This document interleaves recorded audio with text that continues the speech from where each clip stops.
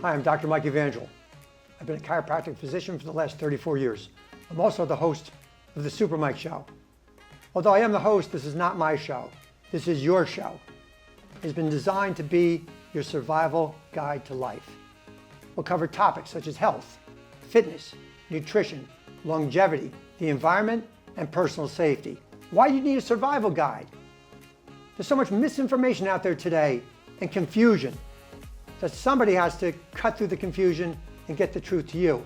When one expert says one thing, another expert says the opposite. Who to believe, what to believe. That's why you need this show. For example, a multi-day fast, is it healthy for you or it can cause you harm? Topics like this will bring you the truth, and when you get the truth and you share it with others, you'll become their holistic hero. With that in mind, let's look at the topic for today. Cancer is natural, so is a cure. A book written by Dr. Tedd Koren we'll be meeting in a few minutes. Everything happens in the human body with a purpose. It worked perfectly. That's how we were created. And only when given the proper set of circumstances. Because excesses and deficiencies can rob us of our health. Tens of thousands of chemicals are in the environment that were not here 100 years ago. There's a lot of genetically modified food since the 1980s. 13.1 pounds of toxins a year are swallowed, soaked through our skin. We eat and we breathe in through the air.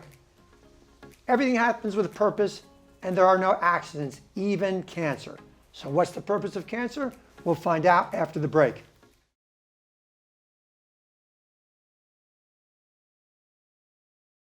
Dr. Tedd Koren is a doctor of chiropractic, an author, an innovative research scientist.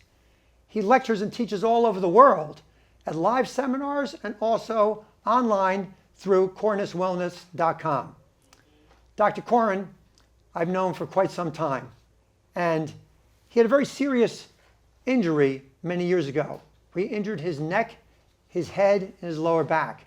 He went to over 50 healers and doctors all over the country to try to get help. Almost 10 years of pain and suffering. He finally placed his health in his own hands. And they say that necessity is the mother of invention, and it was with him. He developed a technique that got him better within 5 days. That discovery is Koren's specific technique, which locates and corrects stress and different problems that many doctors and healers miss. Damage that's done to the body. What I'd like to do is bring on Dr. Koren and say hi. Thank you.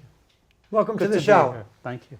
Now, you've done a lot of books over the years on health and wellness, and including controversial books on topics such as childhood vaccinations. Yes. Which I have the book right here on childhood vaccinations, and we'll be talking about that in a few minutes too. But the topic of today is cancer is natural, so is the cure. But a little bit about you before we get to that. Now, you had an interesting experience as a child going to a chiropractor. Can you tell us about that? Yeah, I had pneumonia, and we brought in the MD to take care of me, and he gave me a shot and struck my sciatic nerve, and I was paralyzed on one side, on the waist down.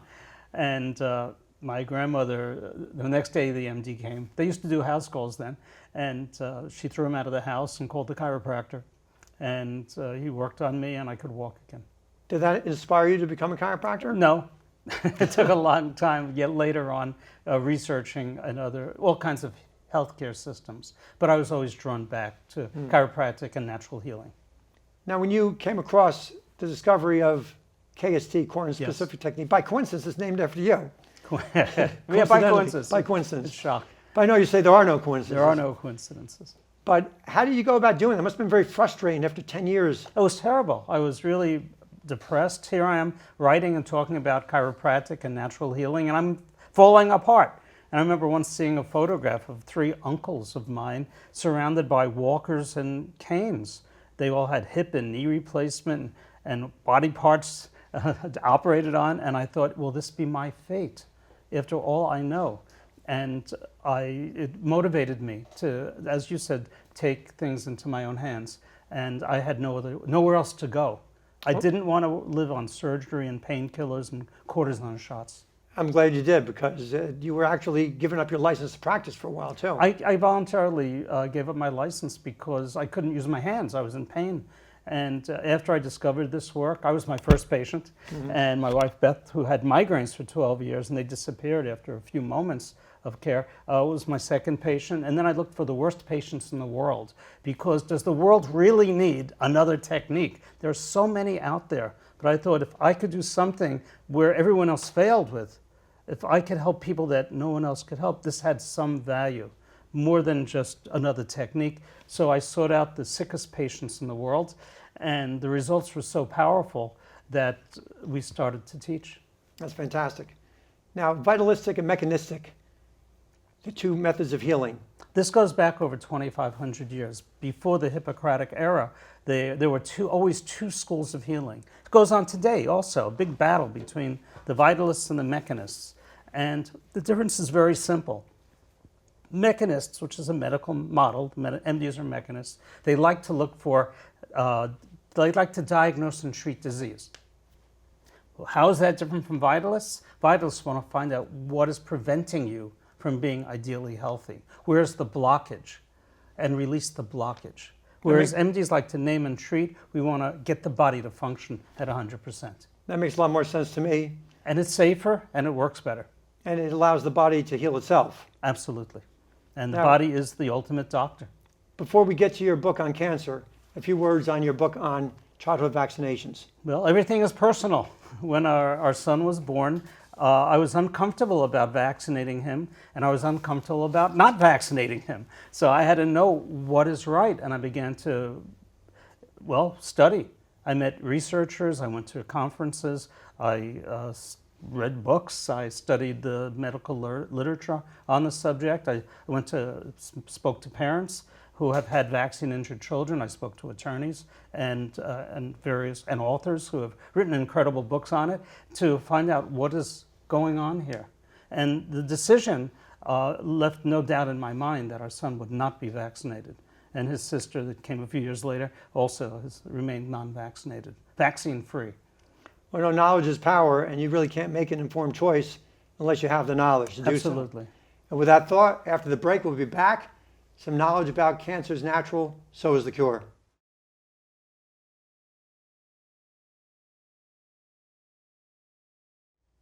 Welcome back. Your book, Cancer is Natural, So is the Cure, also came from a personal experience. Can you please talk about that? Our son was diagnosed with brain tumors, and we were told if we didn't do something very quickly, radiation, he would die. And I started studying the literature and realized that people that had radiation for brain tumors, not only did they lose massive amounts of IQ points, but they developed brain cancer years later, not too many years after that. And we were told by two different hospitals, one research center, that he had many brain tumors, and they wanted to start radiation the next day. Wow. And my wife very wisely said, we don't look at medicine as a first resort, we look at as a last resort. And we want to investigate other methods so we can make an informed decision. And they called the police on us. Child Protective Services, who have the power to take your child away from you and forcibly medicate them. And what happened after that? Well, we stood up to Child Protective Services and they backed down. That's a long story in and of itself. And we began to use the methods I mentioned in my book. Within 6 months, his tumors had shrunk 80%, and within about a year and a half, they couldn't find any evidence of tumors. Well, initially, it must have been a shock to hear what happened. We were devastated. I'm sure you were. Any parent would be. Yes. And we didn't know what to do. How long did it take you to decide to look for an alternative treatment method? Immediately. I knew that I didn't want to subject him to radiation on his brain. It's very dangerous. Radiation is called the gift that keeps on giving because you smolder. They turn off the machine, you smolder for years. And this is why we decided to look at what are our options and not just jump into whatever we were told. They don't like it when you question. Now, without giving away everything in your book, can you tell us a few things that you did as far as natural treatments to help your son? Well, my work, Koren-specific technique, which asks the body what it wants in various ways. We use detoxification, which is the main approach toward any kind of chronic illness. We're not really talking just about cancer. We're talking about Parkinson's and MS and Lou Gehrig's and Alzheimer's and autism, chronic illness. They all have the same basic cause. And we were looking at what is the cause of the problem. How come there was almost none of it years ago, and now we've got an epidemic of so many of these diseases? So we wanted to get to the cause. What's causing it? Homeopathy was one thing. All I cared about was what worked. I didn't care whether it was accepted or not accepted, or voted on or not voted on. All I cared about what worked. And I used many different approaches because I figured if one worked, what's the harm if many of them are used? Plus, some things have a synergistic effect. 1 + 1 can equal 100 if it's properly used, it's properly applied. And this is what we did. In many ways, you're like Bruce Lee because his philosophy of martial arts was whatever works. I agree. So you could be the Bruce I Lee of didn't know healthcare. that. I didn't know that was what he said. Okay. And how long did it take before the first scan was done to show the tumors were shrinking? A few months later. And were the medical doctors flabbergasted? They didn't care. They just didn't word. We never heard back from them. The same doctors that went after us to force us to irradiate his brain, they never followed through. It's like he disappeared on the radar. That's unbelievable. Yeah. You'd think that they'd be Well, hungry as a for knowledge. chiropractor, I've seen it. Perhaps you've seen it. Yes. Patients are told they need back surgery, disc surgery, laminectomies. They see you. They don't need surgery. They go back to the surgeon, and the surgeon doesn't even ask them, "What do you do? What happened?" One term that comes into my mind is spontaneous remission. That's what they say. Actually, yes. Well, there's a lot of spontaneous remission, and my goal is we should have a lot more. We should. And if we do the right things, there will be massive amounts of spontaneous remission of all kinds of chronic illnesses, because all that is the body healing itself. We have a powerful internal healing ability, and we want to remove the blockages so it works at a higher efficiency. Right, when only the proper set of circumstances exist, like we said before. Absolutely. And how many years ago was that this happened? That was about, okay, now I have to think. That was about 9 years ago. And how long did it take before there were no tumors in the scans? Well, the tumor shrunk 80% within a few months, about 6 months. And about a year and a half, another MRI showed no tumors at all. And we want more of that to happen because there's a reason for everything. And we have to understand what is the cause. You go to an oncologist and say, why did I get cancer? They look at you like a deer in headlights. Well, we believe that a cosmic ray might have hit one of your genes and it multiplied. Come on, we've had cosmic rays for millions of years. Cancer is new. It was rare until modern times. Right. There has to be something that's occurred to take a rare illness, which was 1 in 1,000 or 1 in 9,000, to almost 1 in 2. What has happened? And it's the same thing with all these other diseases that were not known: autism, allergies, asthma, chronic illness, and not just Alzheimer's and MS and Parkinson's and Lou Gehrig. Of course, all that as well. They didn't exist or barely existed. Now they're commonplace. Why? This is what we should be investigating. When I was in college, my minor was in history. And I think taking an historical approach is incredibly valuable. And there are marvelous books on medical history. Well, thank you. After the break, we'll have more on Cancer is Natural, So is the Cure.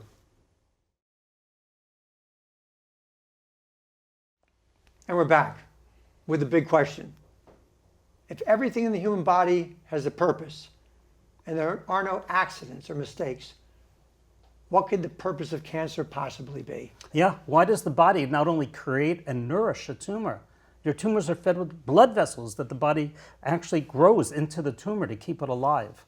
What's the purpose of a tumor? Why does the body want it? Now, either the body's stupid and trying to commit suicide, or there's a reason. And the reason is what tumors do is store and sequester toxic waste.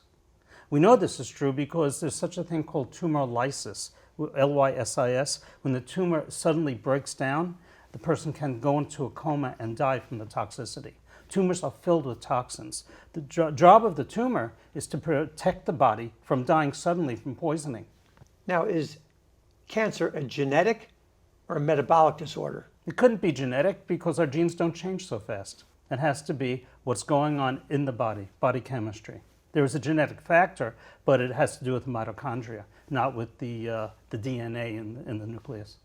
Because when they swap out the nucleus, then the cell is not cancerous, but when they swap the mitochondria, it becomes cancerous. Right. Now, genetically modified food and heavy metals play into cancer? In what way? These are toxicities. And while all the mechanisms are not done, I prefer to look at what they're known as epidemiological studies, or an outcome study. You do something and you see how people turn out. And when you do something and you see a lot of cancer coming out, you go, you know, there might be something causing this cancer. What did we do? Just like with vaccines. There was almost no autism. Suddenly there's a lot of autism. What's happening? What are we doing? There has to be a reason. Nothing happens by accident. Right. The reason why there's so much cancer today is because there's so much toxins today. And the toxins are vaccinations, genetically modified food, herbicides, pesticides, etc. Like all the lawsuits now with Roundup that are going on. Not only Roundup, but dental issues are a big factor. That was my next question. How do dental issues come into They play? have actually done studies and found that about 98% of all women that have lung or breast cancer have root canals on the same side. That's amazing. Well, the dentists are the only people told it's okay to keep a dead organ in the mouth. And a root canal is a dead organ. And it's just very scary because so many people have them, they have their wisdom teeth taken out. That alone should be a whole subject. It would be great for you to discuss. But how come we don't have room for our teeth suddenly? Suddenly we don't have room, but where the teeth are taken out are usually not cleaned properly, and you find toxicity and infection. Because the nerves are cut, you don't feel anything. And there have been reversals of MS, for example, when the root canal cavities have been cleaned out. One of the issues that I've dealt with in my book is multidisciplinary. I don't have an axe to grind against one or two professions. I just want to get people better. And when we find something is happening, we want to get to the cause of it. Also with dental issues, amalgam fillings, a few words about Mercury, amalgam fillings, sure. They outgas throughout your life. And the American Dollar Association, the ADA, has been promoting it, but they have a patent on amalgam fillings. Silver or mercury fillings, the same thing, really. Now, if somebody wants to get more information, they want to find a doctor that practices Koren-specific technique, how would they go about doing that? Oh, they can go to KorenWellness.com, and if they click on the tab for Koren-specific technique, they'll have a list of doctors that do the work. We've taught about 3,500 people, and all over the world. And we just came back from Stockholm doing one seminar, in Taiwan, and I was happy to do a seminar in Israel about a couple of years ago. Where I spoke to the Israeli Chiropractic Society, but throughout North America. I might be going to Brazil next year, also doing a seminar. Oh, you travel all around the world. Yes, I have a nice passport, full of stamps. Now also, they can get your books. They can go to KorenWellness.com, or they can probably do a search. Cancer is natural, so is the cure. And also cancer on vaccination, childhood vaccination, questions all parents should ask.